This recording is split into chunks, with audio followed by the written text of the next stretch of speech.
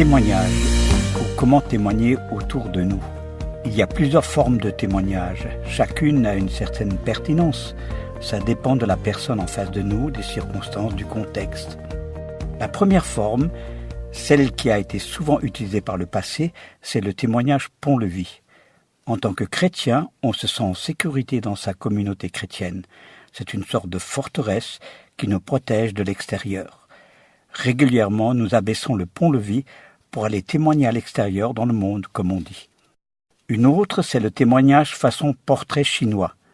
On a compris que notre interlocuteur ne supporte plus les discours directs du style « tu es pécheur et tu vas en enfer, convertis-toi ». Donc on va lui servir un témoignage plus soft, sous forme de parabole ou de conte, souvent très hermétique. Mais pour le néophyte qui n'a jamais été catéchisé, c'est du chinois. Une autre, c'est le témoignage grenadine. Notre message est tellement dilué qu'il a certes un peu de couleur, mais très peu de goût. C'est ce qu'on appelle le témoignage à seuil bas. Ça se retrouve beaucoup dans le domaine de l'art, comme la musique. On pense que si on met le mot Dieu dans une chanson, ça va faire l'effet d'une bombe. On dira qu'on veut transmettre des valeurs chrétiennes, comme si d'autres religions n'avaient pas aussi des valeurs à transmettre. C'est probablement le témoignage qui coûte financièrement le plus cher à la communauté chrétienne, sans grand résultat en profondeur.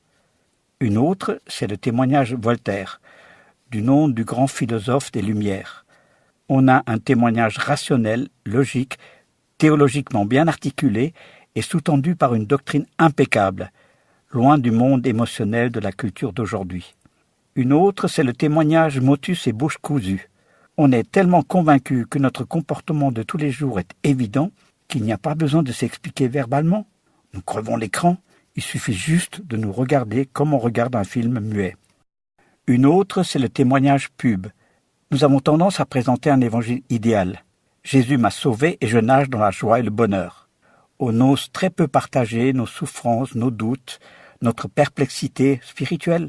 On voudrait présenter le Christ à la manière d'une pub, clean, esthétique, qui fait rêver. Un peu comme ces voitures rutilantes qui roulent toujours sur des routes vides et en campagne.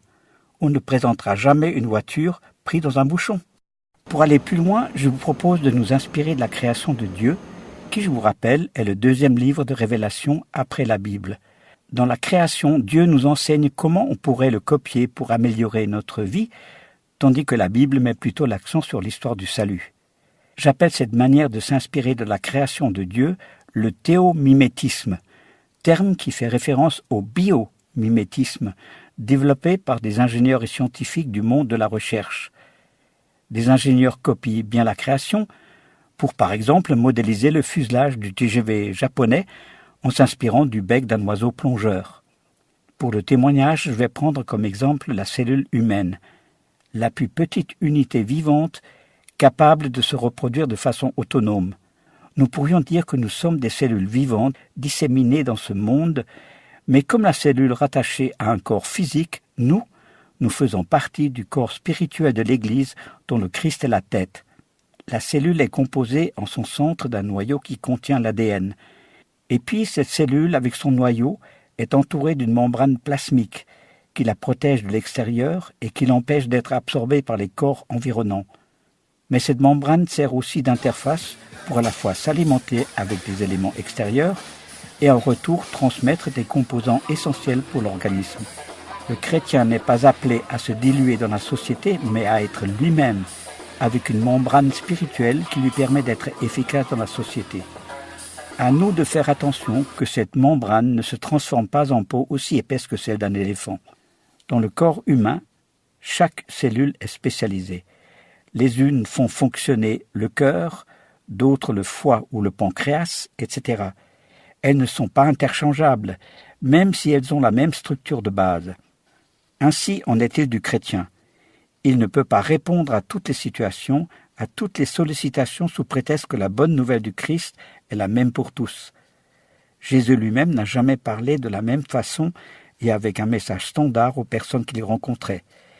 Il n'avait pas 4 lois spirituelles qu'il mettait à toutes les sauces. Par contre, c'est le corps du Christ, la communauté chrétienne dans son ensemble, qui est capable de répondre à tous les besoins. C'est un corps spirituel qui fonctionne avec l'apport d'une myriade de cellules. Le témoin de l'Évangile est toujours limité, comme la cellule du cœur ne peut pas remplacer les cellules de la peau. C'est pour ça que parfois notre témoignage peut complètement tomber à côté. C'est pour ça aussi qu'avant de témoigner, il faut bien connaître ce pourquoi on est fait, nos talents. Quelles sont les particularités de notre personnalité du point de vue humain et aussi spirituel? Certaines personnes ont un vrai charisme de communicateur, d'autres se sentent plus à l'aise dans l'écoute silencieuse, d'autres encore sont de vrais baroudeurs spirituels. Dans la mesure où je m'intéresse à ce que mon interlocuteur vit et pense, je peux partager mon expérience de vie. C'est comme dans un mur de grimpe. Je ne peux m'accrocher ou accrocher mon témoignage que là où il y a des appuis. Souvent, on lance son témoignage dans le vide en espérant que la personne va archiver ce que je lui dis pour un jour meilleur. Quelques conseils pratiques. Pars du principe que la personne en face de toi n'est plus catéchisée. Elle ne connaît plus ton vocabulaire religieux comme foi, rédemption, salut, etc. Sois concret, simple dans ton expression verbale. N'aborde jamais en premier ton interlocuteur sous un angle moral. Avec la Samaritaine, Jésus n'a pas parlé en premier des 5 maris qu'elle avait eus, mais il a commencé à parler théologie. Ne fais pas venir la personne sur ton territoire mental qui est aussi lié à une culture religieuse. Va sur le sien. Si c'est un fan de foot, va au foot avec lui, même si ça ne te dit rien. Si la personne adore faire des boutiques de fringues, accompagne-la. Tu n'as pas forcément besoin d'acheter comme elle. Tu peux d'ailleurs être un témoin muet avec la manière dont tu consommes. Le témoignage se passe d'abord sur la relation et elle se nourrit avec les services qu'on peut se rendre, pas sur le message à transmettre. Dieu te donnera déjà la possibilité de témoigner au moment opportun. Le temps de Dieu n'est souvent pas le nôtre. N'attends pas toujours un résultat rapide. La prière est l'outil le plus performant dans ce domaine. Compte sur le Saint-Esprit pour parachever ton témoignage. Et voici un texte de la Bible qui pourrait nous inspirer. Si quelqu'un dit devant tout le monde « J'appartiens à Jésus », alors moi aussi, devant mon Père qui est dans les cieux, je dirai « Cette personne m'appartient ». Matthieu 10, verset 32.